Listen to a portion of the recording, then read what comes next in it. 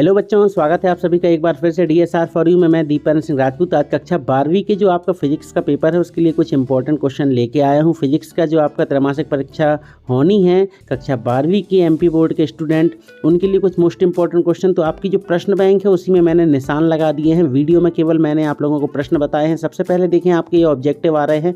तो बच्चों ये ऑब्जेक्टिव आप लोगों को बहुत अच्छे से देख लेने हैं। ऑब्जेक्टिव का कोई ऑप्शन नहीं रहता है, तो बच्चों इनको आप लोगों को तैयार करना ही पड़ेगा पूरा। तो ये पूरे ऑब्जेक्टिव मैंने पूरी A to Z PDF आपकी मतलब जो आपकी प्रश्न बैंक है उसका हर पेज पूरा A to Z आपके सामने यहाँ प्रस्तुत कर दिया है। तो आप इसको देख लें अगर आपके पास क्वेश्चन बैंक अभी नहीं आई है तो, और अगर है तो आप निशान लगा लीजिएगा उसमें कौन से प्रश्न पूछे जाने हैं।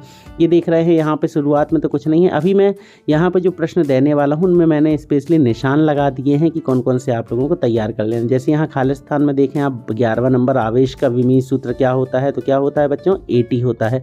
ठीक है, सही जोड़ियाँ देख लीजिएगा, ये पूरे आ रहे हैं आपके सामने। अब यहाँ पे मैं आप लोगों को कुछ इंपॉर्टेंट क्वेश्चन भी देने वाला हूँ जिनको आप देख लीजिएगा। ये देखें आप लोग, पहला प्रश्न आ रहा है आवेश का क्वांटीकरण किसे कहते हैं। बाजू में देखें विद्युत फ्लक्स की निकल गया।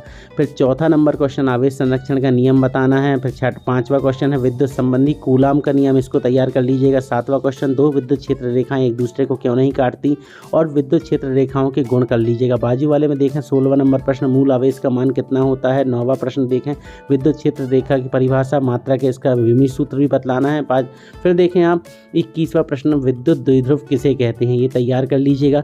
पूरे मैंने इंपॉर्टेंट क्वेश्चन निशान लगा दिए हैं। ये पिछले साल के आपके जो क्वार्टरली, हाफ ईयरली एग्जाम या फिर फाइनल एग्जाम के हिसाब से मैंने यहाँ पे इंपॉर्टेंट क्वेश्चन आपके लिए बना के प्रस्तुत किया है। वीडियो लंबा हो जाएगा इसलिए फटाफट निकालते जा रहा हूँ। दूसरा क्वेश्चन विद्युत प्रेरण किसे कहते हैं, इससे आवेश कैसे किया जाता है। फिर चुंबकीय क्षेत्र रेखा, विद्युत क्षेत्र रेखा में अंतर आ सकते हैं लिखने के लिए। यहाँ देखें 7वां क्वेश्चन जा रहा है विद्युत फ्लक्स संबंधी गॉस का नियम तैयार कर लीजिएगा। फिर 5वां क्वेश्चन क्या है, कूलाम का नियम लिखना है और इसकी व्याख्या करना है, मतलब कि कूलाम का नियम का व्यंजक आ सकता है बच्चों, इसको भी आप लोगों को तैयार कर लेना है।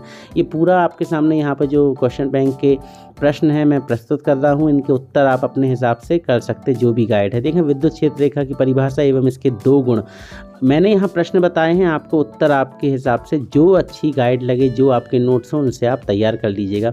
यहाँ पे बच्चों ये 9वां और 10वां ये न्यूमेरिकल क्वेश्चन है, ये पूछे जा सकते हैं, इनको तैयार कर लीजिएगा। ये 2023 की क्वेश्चन बैंक है GPH की, उसके हिसाब से मैं आपको उत्तर दे रहा हूँ। अगर आपके पास GPH की क्वेश्चन बैंक है तो आप उसमें भी निशान लगा सकते हैं और अपनी तैयारी वहाँ से कर सकते हैं।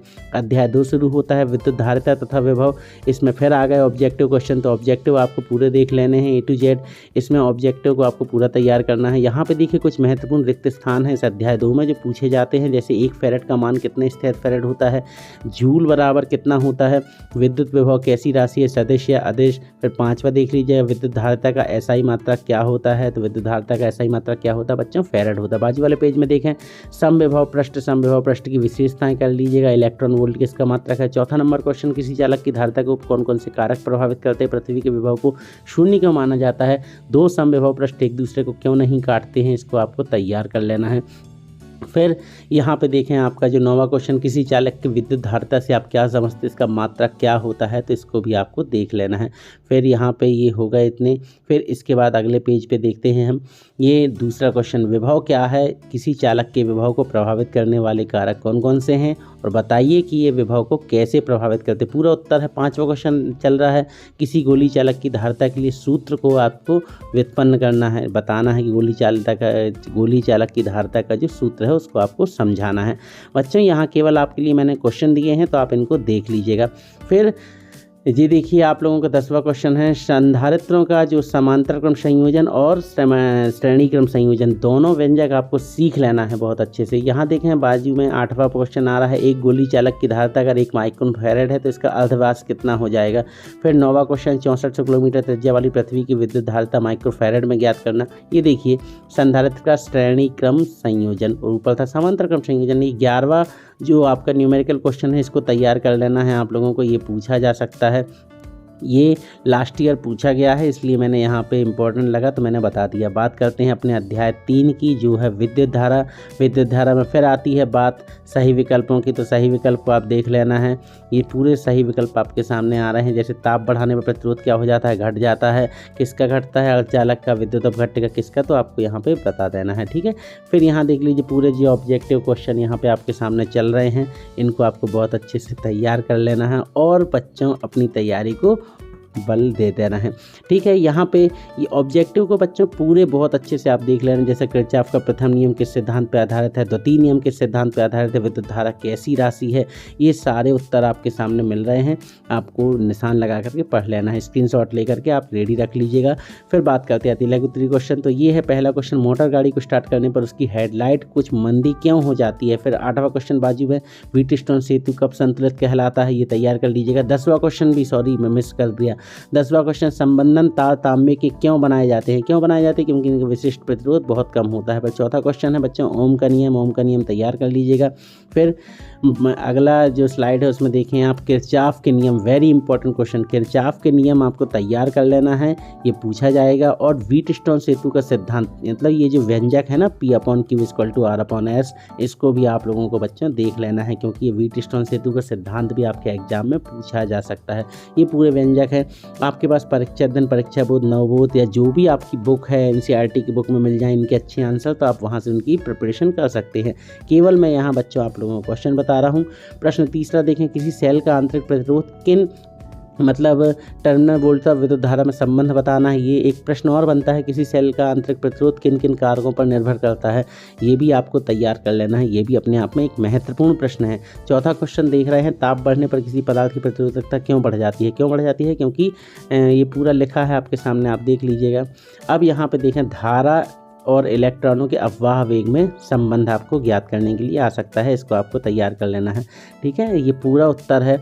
ये 2023 जीपीएच क्वेश्चन बैंक से मैं यहाँ आपको उत्तर दे रहा हूँ। अगर आपके पास भी जीपीएच की क्वेश्चन बैंक है तो आप वहाँ निशान लगा सकते हैं, या फिर आपके पास जो भी क्वेश्चन बैंक है, मार्केट में बहुत सारी क्वेश्चन बैंक अवेलेबल हो गई हैं अलग अलग कंपनीज़ की, तो आप अपने क्वेश्चन बैंक में इन क्वेश्चंस को निशान लगा लें। ये विगत वर्षों, ये देखिए 9वां प्रश्न ऊपर निकल गया, अफवाह वेग और अनुगमन वेग में संबंध, ये कर लीजिएगा। 12वां क्वेश्चन देखिए, किसी चालक का प्रतिरोध किन किन कारकों पर निर्भर करता है। प्रतिरोध और प्रतिरोधकता में क्या अंतर है, ये प्रश्न भी पूछा जा सकता है, अपने आप में महत्वपूर्ण क्वेश्चन है।